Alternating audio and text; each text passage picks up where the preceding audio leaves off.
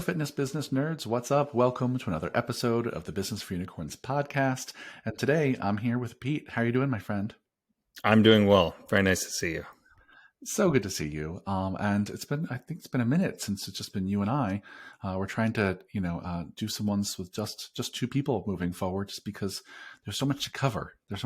And today is an example of, we're going to cover a lot of ground.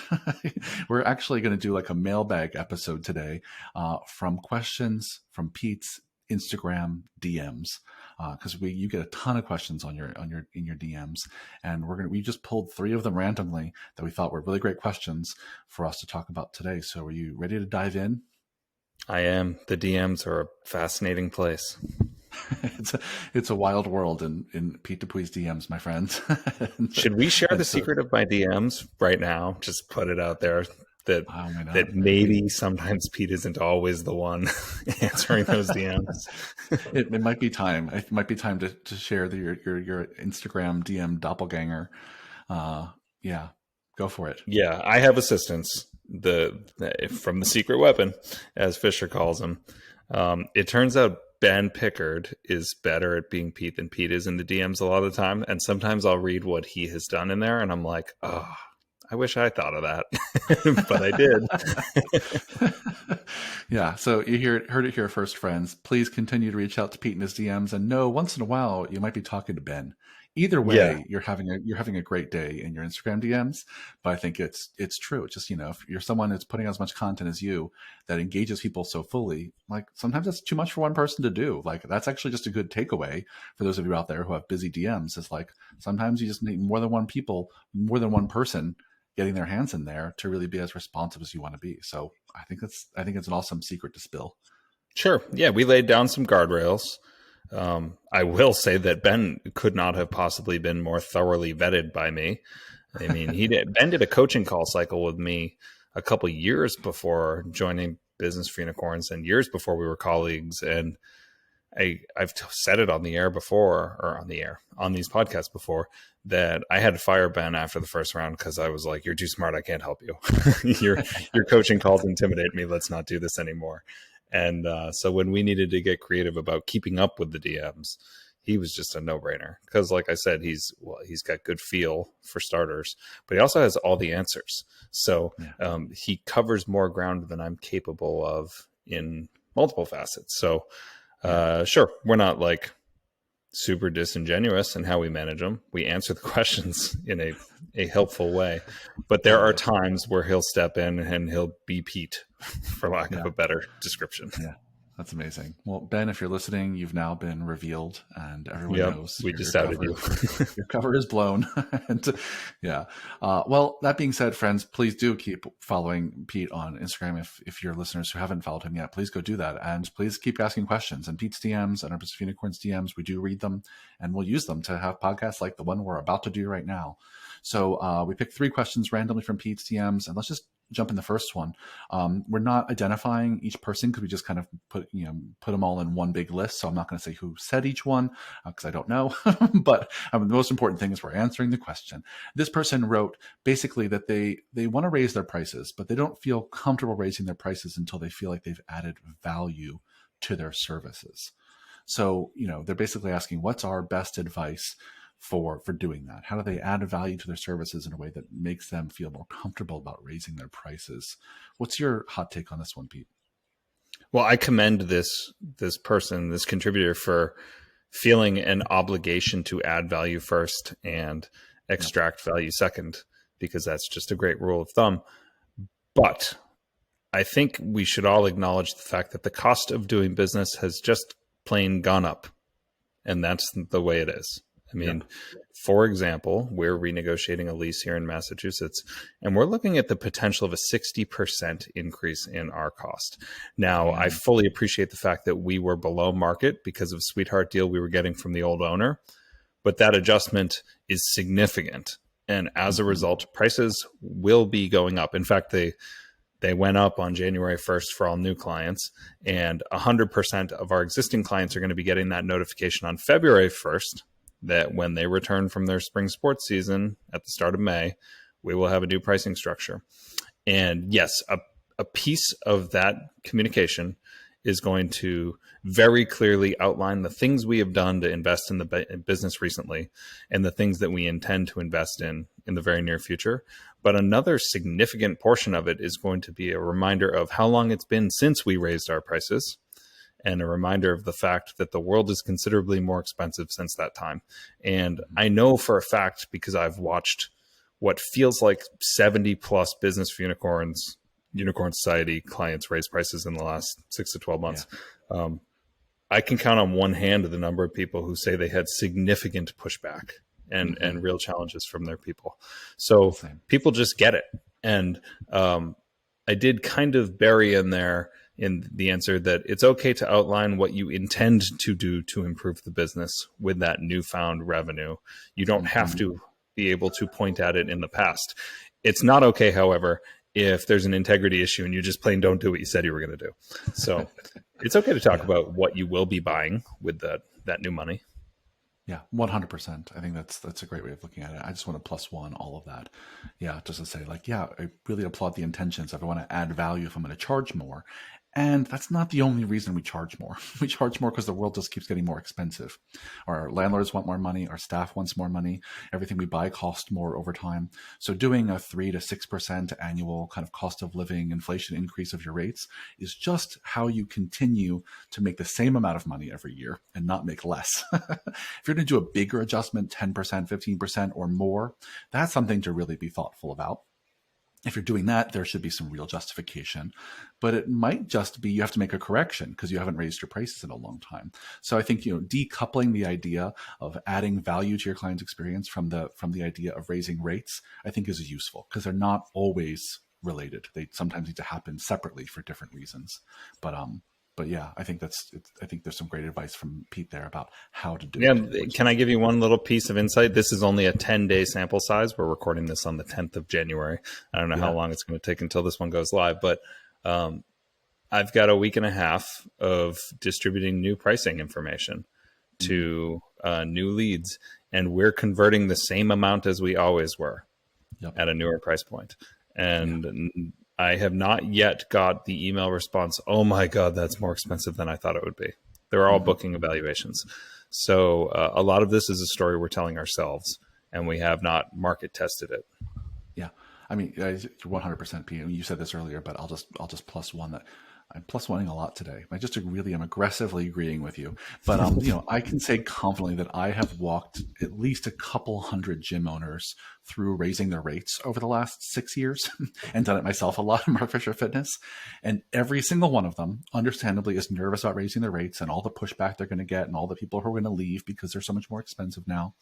And in all of those literally hundreds, and that's not even exaggeration, I can count on maybe one hand the people who had more than 1 or 2% of their members push back at all. Right? There's just, it makes sense that we catastrophize how that might go. And that's just not reality. People expect everything to cost more. Everything else in the rest of their lives costs more every year. And as long as we're not being egregious and greedy, right, we're just doing the same thing that every other business on the planet does because that's what our markets look like. So I'd say, be thoughtful about it, add value when you can. But if you're catastrophizing that a rate increase is going to crush your business, I found no evidence for that in all of my work with gym owners. Yeah. Cool. I think we answered that one. Yeah. Let's keep on going then. Yeah, we crushed it. Question number 2 from the Instagram DM Greg Bag is this one is, how do I create buy-in with part-time coaches? So how do I create buy-in with part-time coaches? Any immediate reactions? I'm going to defer to you on this one a little bit, Keeler, because I don't often employ part-time coaches. I have kind of an unwritten rule for myself that whenever possible, I try and staff up in a way that we bring in full-time help. Yep. And I may have said this on the podcast before, but the way that I like to attack this is if I have, let's say I have a need for 4.5 coaches and I'm sitting at 4. I will typically go to the team and say, hey, we have a need for 4.5 coaches. You are 4 people. I'm going to give you 2 options. We can invest in somebody in a part-time setting, which is maybe suboptimal because we will be asking ourselves, how do I create buy-in with part-time coaches? Or we can collectively burn the candle at both ends for a little while until we get to the point where we have a need for 5.0 coaches, at which point I will let you guys handpick the colleague out of our internal alumni pool, and we'll go from there. And almost universally, the answer is we'd rather stretch ourselves a little thin with our people than bring in an outsider who isn't in lockstep from a culture and investment standpoint. So I know that's not a reality for everybody. No, And that's a I do great have roadmap. Yeah. yeah, I think it's kind of my rule of thumb. But the reality is some of us just have to have part-time coaches. So I want to learn from you, Keeler. How do you create buy-in from them? Yeah, it's a great question. I would say over the course of MFF's history, we've had a lot of mix of part-time and full-time. And I want to just maybe pick apart this question a little bit more. And I don't remember exactly how they worded it, but they asked specifically how to create buy-in with part-time coaches. And they didn't ask how to create buy-in with full-time and part-time coaches. So inherent in that seems to be a little bit of an assumption that I'm having a harder time creating buy-in with part-time coaches, right? And the thing I would say to that is like, yes, you always will, right? The buy-in you get from a person who's teaching 1 day a week or training a few hours per week is absolutely always going to be markedly different than the buy-in you get from someone who is their full-time job, right? Just by definition, their relationship to the business is completely different if they're working a full 30, 40 hours, whatever your trainers work, that is full time. That person relies on you to pay their bills. They're fully invested. They're probably there 5 days a week. That is extremely different experience. And what I can ask of that person is extremely different from someone who's there 1, 2 days a week, even 3. They just can't be part of all the same things. They don't build relationships as quickly with their other team members. They won't build relationships with clients as quickly. They won't learn as quickly. They're just not as invested as everyone else. And that's always going to be the case. So I want to start with that as like the baseline, right? It's like, I just want to acknowledge that's the reality. And if that's what you're feeling, you're not doing anything wrong. That's just the nature of that difference. I will say the things that you can do with part-timers that create buy-in are really the same things you do with full-timers. It's just it takes longer because you don't have as much time with them. So the ways you get buy-in from part-timers is clear roles and expectations, really great training and onboarding of what their job is and what's expected of them, right? One-on-one meetings with someone who manages them. And if you have, one-on-one meetings every other week with your full-timers, you may only be able to meet once a month with your part-timers. That's a huge difference. That's half as much FaceTime with the people who are part-time than the ones that are full-time. So you're only going to be able to get so far with that amount of touch points. But I think, all the things that you've done that are successful in building culture and relationship with your full-time people, you have to also apply that to part-timers. And I think that's where I see people make the most mistakes. They assume a part-timer is going to come in and nail it those 1 or 2 days a week, and they're going to treat them exactly like they would treat a full-time person. And that's just not the case. That's not how it works. They need a different kind of investment because they're just not there like everyone else. And so I don't know if I answered the question, but that's what came to mind. Did that I think you sense? did. I'd follow up with a suggestion that people try not to fall into the trap of misinterpreting a lack of, say, exposures or reps for a lack of buy-in. And the thing that I would remind my team of if we were in that position is that the people who work in a part-time format aren't people who said, I only want to do a little and then I want to go sit on my couch the rest of the time. They're people who are typically supplementing an income. Or they are people who are maintaining a full academic schedule. Or they're people who are basically saying, I'm taking my free time and I'm going to show up and I'm going to give it to you. Mm-hmm. And they are bought in to something. They're showing you a level of commitment, but you can lose sight of that because when you're in the weeds every day and you feel like people don't get it, how hard we're going here, it might be easy to misinterpret the intentions of somebody who's just not around enough to have the insight and instinct that you have as a full-time staff member. Yeah. I'll say this, that I think you made me realize this, that one of the conversations I know I've had multiple times with part-timers, and this is not to sound like a harsh conversation, but I really had to know from them, where am I on your priority list? Right? Because as we mentioned, people who come work at the gym part-time, and this is true for a lot of Unicorn Signing members who have part-time coaches, their part-time coaches are full-time teachers. they're full-time nurses, they're full-time, you name it, college professors, and they're doing this on nights and weekends. Right. And many of them are also only working part time because they have newborn children or just getting back into the workforce after raising children. Right. And so when you have a part time person like that, that's got juggling a lot of balls in their life, as their manager or leader, I want to know, okay, well, where am I on the list? Clearly, you have to prioritize your full time job if you got one. So let me know about that schedule. How's that work? Right. What's your time off look like? When do you make that schedule? You need to be around for childcare or taking care of a parent. How's that work? I know I'm going to come after that. I should, right? But how's that work? Right. Okay. So maybe I'm number 3 on your list here, or 4 or 5. But I think having that really honest, transparent conversation of like, where do I fall, helps me understand how to motivate a part-time person and how to fold them into our existing processes. Yeah. Yeah. Well, and it's huge that you acknowledge where you should fall in your own mind. I should be behind family. I should be behind taking care of someone with an illness, stuff like that. But you and I might sit here and assume that should be assumed.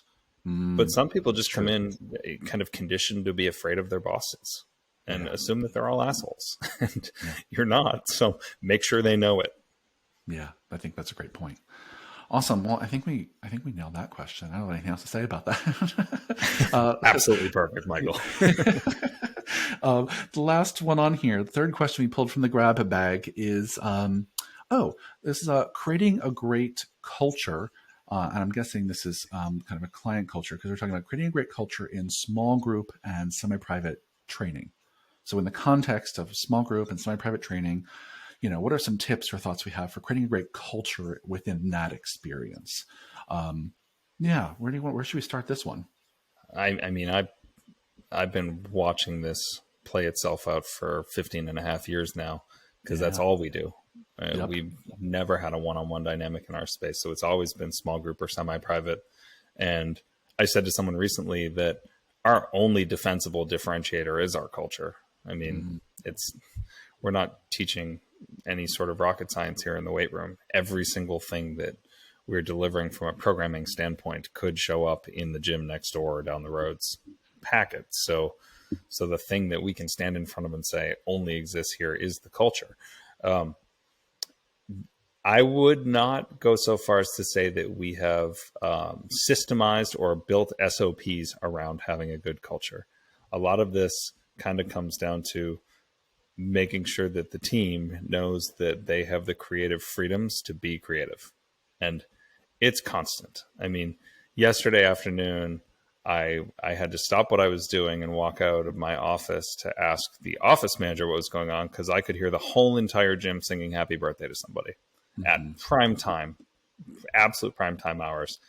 And he said, there are 2 kids named Sam in the gym right now. It's one of these 2. We'll figure out who it's for. But you've got 40 to 50 people, not just clients, it's staff members, it's interns, it's physical therapists who have stopped their PT treatment and their client to sing happy birthday to a random high school kid at 4:45 on a Monday.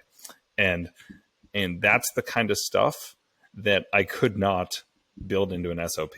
I couldn't say, so Keeler, every day I'm going to issue the list of birthdays, and we need to make sure that we spontaneously break out into a happy birthday, all hands, all at once. The team does it based on instinct, and they feed off of each other. They see a little bit of it. They know where the boundaries are and what's okay. And I can't get enough of seeing stuff like that happen. So the best thing I can tell you from a leadership or management standpoint is that because it happened, I need to make a note to myself to positively reinforce it tomorrow in our staff meeting. Yes. And just say, hey, this thing happened. That was freaking awesome. I loved it. There were 3 parents on the couches who were laughing, like they were actually chuckling to themselves, looking at their phones. And 2 of them had been in before, one of them hadn't. And I heard the one who hadn't look over and say, does stuff like that happen a lot around here? And one of the parents looked at him, who's been around forever, and he said it was totally on brand. In my mind, I was like, I don't remember the last time we sang happy birthday as a group to a client, but if they interpret it as on brand, well, guess what? Yeah. Perception is reality. And I was proud of the team, and I don't even know who did it. So I guess that's the best I can tell you. Let your staff let their freak flag fly. And then when they do, be the one applauding it in the background. Yeah. I think that's a great playbook, right? It's just, really make sure that as a leader, you've normalized and celebrated, not just normalized, but you've celebrated every moment where your team has done a great job of creating a memorable experience or a memorable moment every time they go above and beyond to do something that brings your community closer together. Like, it has to be celebrated. So I think that's a great share, Pete. Yeah, I don't know. There's so much I would say about this. I would want to ask this person more questions, but I think generally speaking, the way we think about building and creating culture is really is about creating great relationships. So I would just maybe like rephrase this question about like, how do I create great relationships in small group and semi-private training? And I think there's some real basics that people can do. I think since you covered the big picture of like always be tending the garden and celebrate when flowers bloom, I think, mine might be maybe some basic tactical things I think everyone can do, which is when new people join, you want to introduce them to other people, right? So making friends in small group and semi-private training context seems like a duh, but I don't see people do it enough. The worst thing to do is have a brand new person walk into a room that's full of people who've been there for 10 years and feel like the odd person out. So making them feel welcome, introducing them. Number two is, I think, how we celebrate together really matters in building relationships. So making sure that you can have some process for celebrating people's success, whether it's a bell you ring or a t-shirt they can earn, or your team has, some budget to buy gift cards for clients, or you have some handwritten cards once in a while that you do, or you hang their picture up once in a while in the space. I think part of what we do in our fitness space where people are working on themselves, right, is to celebrate progress, celebrate effort. And so I think that's part of what builds relationships, is that we see each other for all the effort we've put in. So I think those kinds of programs, I think, are a basic that everyone has to have some version of. And I think the third one I'll share here, which I think is really important, is that your team will have better relationships with your clients if they are really practiced at having difficult conversations. Right. So culture is not just about how do we all treat each other when things are going well, but having a good culture is about what about when shit's not going well? What about when there's a person in that semi-private training session who has really bad BO? What about what happens when there's a person in that small group training session who's always fucking late and disrupts everyone? What's about that person in the small group training session who never puts their weights away? Right. So when your team can be really skilled at navigating the sticky, messy parts of culture, that also makes your culture better, right? So I think those are a few basics, that you practice having tough conversations, you have milestones that you celebrate to really celebrate people's progress and effort, and that you do a good job of making people make friends, introducing people to another, and making connections. I think those are like the bottom line shit that like everyone's got to be doing some version of. Yeah. Anything you would add? I'd also say use the word "we" when you talk about anything as it Yeah. relates to the business, because to me, that's the ultimate compliment when a client says, "Oh, that's not how we do things around here." And maybe in the back of my mind, I'm like, I'm the one who owns this place. But at the same time, I'm like, you know what? You all own this place. That's perfect. This is how you should think of it. It's we, it's ours. If you're a client, you could say it's mine. That's good culture to me. I'm also realizing when hearing you mention all these things, good culture are things that we as owners take for granted. We don't even realize that they're foundational good culture builders, but we have a client and staff leaderboard where we celebrate those things. We have a cowbell that we ring. John has recently introduced a pair of green clamps that no one is allowed to use unless they are going for a PR. So if you're about to set a personal record, you use these green clamps that are like sparkling, beautiful, clean. They sit up by the radio, and that's when those come out, you mean business.